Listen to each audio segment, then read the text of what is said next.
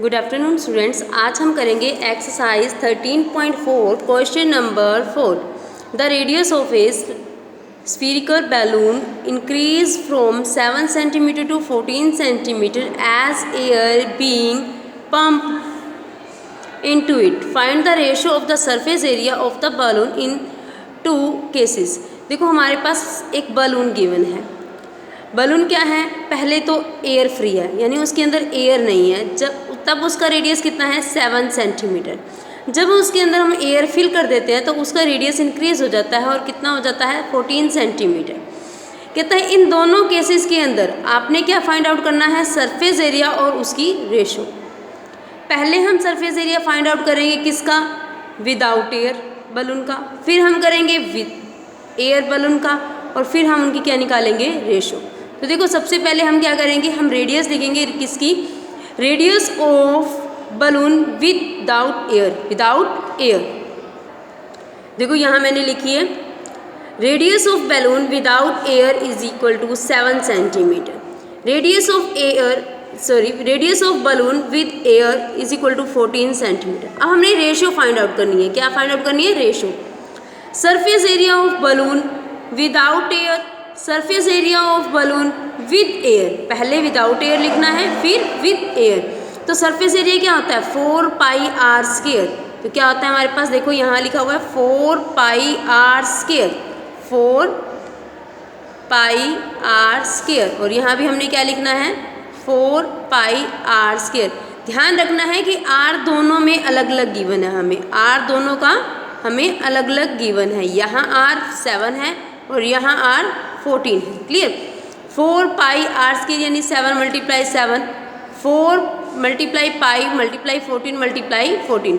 4 से 4 रिमूव हो गया, हमारे पास क्या रह गया पाई मल्टीप्लाई 7 मल्टीप्लाई 7। यहाँ क्या रह गया पाई मल्टीप्लाई 14 मल्टीप्लाई 14। पाई से पाई रिमूव कर दिया हमने, अब क्या रह गया 7 मल्टीप्लाई 7 14 मल्टीप्लाई 14। 7 1 इज 7, 7 2 ज़ा 14, 7 1 इज 7, 7 2 ज़ा 14। तो हमारे पास यहाँ क्या आ गया 1 मल्टीप्लाई 1, 1 मल्टीप्लाई हम यहाँ 1 लिख सकते हैं, और यहाँ क्या आ गया 2 मल्टीप्लाई 2 यानी 1:4। यानी हमारे पास आंसर क्या आया 1:4। देखो बेटा ध्यान रखना, जैसे इसने क्या किया है कि 4 से 4 को डिडक्ट किया है, हमने 4 को 4 डिडक्ट नहीं करना होता, हम नेक्स्ट स्टेप में लिखते हैं। जैसे 4 पाई मल्टीप्लाई 7 मल्टीप्लाई 7 रेशो 4 पाई 14 मल्टीप्लाई 14। हम यहाँ 4 मिस कर देंगे और यहाँ लिखेंगे पाई मल्टीप्लाई 7 मल्टीप्लाई 7 रेशो पाई मल्टीप्लाई 14 मल्टीप्लाई 14।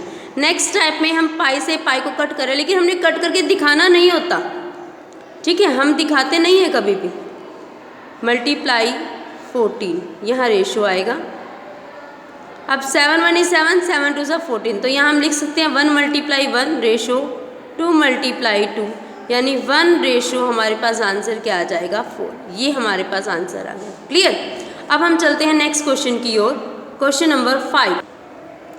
क्वेश्चन नंबर 5 में हमारे पास है a hemispherical bowl made of brass has inner diameter 10.5 centimetre. Find the cost of tin planting it on the inside at the rate of ₹16 per 100 centimetres के। एक हमें bowl given है। Bowl की shape आप सबको पता है कैसी होती है हमारे पास। देखो हमारे घर में एक बाउल होती है, नॉर्मली हमारे पास सेमी सर्कल शेप में होती है अगर हम बाहर से उसकी बाउंड्री देखते हैं, और ऊपर से किस शेप में होती है, सर्कुलर शेप में होती है, ये ओपन होती है ना। तो ये हमारे पास बाउल एक गिवन है, ठीक है। इसका हमने क्या निकालना है, सरफेस एरिया फाइंड आउट करना है। हमने इसको अंदर से पेंट करवाना है, इस बाउल को हमने अंदर से क्या करवाना है, पेंट करवाना है। तो कॉस्ट बतानी है। देखो हमने अंदर से सारा इसको पेंट करवाना है, ठीक है। ऊपर वाला फेस है, इसको नहीं करना, हमने अंदर से करना है। क्लियर। इसको सारा हमने क्या करना है, पेंट करवाने का कॉस्ट हमें 1 मीटर स्क्वायर के लिए हमें गिवन है 16 रुपीज़ हमें गिवन है। जब हमारे पास 100 सेंटीमीटर स्क्वायर पे हमारा पेंट होता है तो हमें 16 रुपीज़ लगते हैं। हमें इसका डायामीटर गिवन है बाउल का 10.5, ठीक है। तो पहले हम डायामीटर की हेल्प से क्या निकालेंगे, रेडियस। क्या निकालेंगे, रेडियस। तो देखो सबसे पहले हम क्या लिखेंगे, inner diameter of hemisphere bowl is equal to 10.5 centimetre. अब हमने रेडियस फाइंड आउट करना है, तो हम इसको 2 से, डायामीटर को 2 से डिवाइड कर देंगे तो क्या आ जाएगा 5.25, ठीक है, सेंटीमीटर। ये हमारे पास क्या आ गया, रेडियस। अब curved surface area of the bowl, क्या फॉर्मूला होता है, 2 पाई आर स्क्वायर। स्फीयर का 4, हेमिस्फीयर है तो 2, हाफ है तो हम हाफ ही एरिया फाइंड आउट करेंगे। 2 मल्टीप्लाई 22/7 मल्टीप्लाई पाई, आर कितना है हमारे पास 5.25 मल्टीप्लाई 5.25। अब 7 1 इज 7, 7 7 सा 49, हमारे पास 3 बच जाएगा, रिमाइंडर 7 5 सा 35। यहाँ हमारे पास क्या आ जाएगा, डेसिमल, क्योंकि हमने साथ में 2 डिजिट यूज़ किए थे डेसिमल के बाद वाला भी, तो यहाँ सबसे पहले क्या आ जाएगा, डेसिमल। तो हमारे पास देखो क्या आ गया, 2 को 22 से मल्टीप्लाई किया तो 44.75 मल्टीप्लाई 5.5, इन सबको मल्टीप्लाई करेंगे तो कितना आएगा 173.25 सेंटीमीटर स्क्वायर। अब हमने कॉस्ट फाइंड आउट करनी है। Cost of painting at 100 centimetre square is equal to ₹16। 1 centimetre square पे क्या आएगी, हम 100 से डिवाइड कर देंगे। देखो कम है, कम के लिए हमारे पास देखो 1 सेंटीमीटर 100 से कम है, कम के लिए हम क्या करते हैं, डिवाइड। फिर हमें क्या करना है, कॉस्ट ऑफ 173.25 सेंटीमीटर स्क्वायर का हमने क्या निकाली है, कॉस्ट। तो 16/100 मल्टीप्लाई 173.25 का हमने क्या निकालनी है, कॉस्ट। तो इन दोनों को मल्टीप्लाई कर देंगे, हमारे पास 2 0 यहाँ भी हैं और यहाँ हमारे पास डेसिमल भी है, तो मल्टीप्लाई करके हमारे पास क्या आ जाएगा आंसर, ₹27.72, ठीक है, यानी ₹27.72। क्लियर, समझ आ गई आप सबको। अब हम करते हैं नेक्स्ट क्वेश्चन। ना क्वेश्चन नंबर 6 कहते find the radius of the sphere whose surface area is 154 centimetre. अब हमें सरफेस एरिया गिवन है, हमने रेडियस फाइंड आउट करना है, तो हम क्या फॉर्मूला लगाना है इसका, 4 पाई आर स्क्वायर। देखिए हमारे पास क्या है, surface area of sphere 154 centimetre square, हमें फॉर्मूला गिवन है 4 पाई आर स्क्वायर, हम इसकी इक्वल रख देंगे, ठीक है। 4 का 4, पाई की वैल्यू कितनी आ गई 22/7 मल्टीप्लाई आर स्क्वायर, क्योंकि अब आर की तो हमने वैल्यू फाइंड आउट करनी है, 154 हमें गिवन ही है। अब देखिए यहाँ तो आर स्क्वायर आ जाएगा, ये 7 यहाँ डिनोमिनेटर में है तो यहाँ मल्टीप्लिकेशन में आ जाएगा और न्यूमिनेटर में।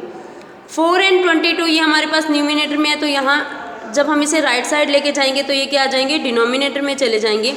अब हमने कट कर दिया, 2 के टेबल 11 के टेबल में किया, 11 2 सा 22, 11 1 इज 11, 11 4 सा 44, 2 1 इज 2, 2 7 सा 14, तो 7 मल्टीप्लाई 7 आ गया। यहाँ हमारे पास 4 था तो हमने इसके भी फैक्टर करके लिख दिया 2 मल्टीप्लाई 2।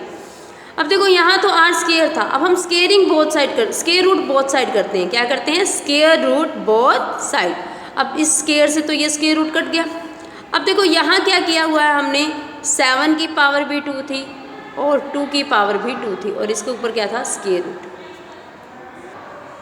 तो देखो इसको हम क्या लिख सकते हैं, 7/2 होल रेज टू पावर 2 और यहाँ हमारे पास स्क्वायर रूट और ये ऐसे कट हो जाएगा, तो हमारे पास क्या आ जाएगा, 7/2 इज इक्वल टू आर। 7/2 यानी 3.5, यानी आर की वैल्यू हमारे पास क्या आ गई, 3.5 सेंटीमीटर। Clear, thank you.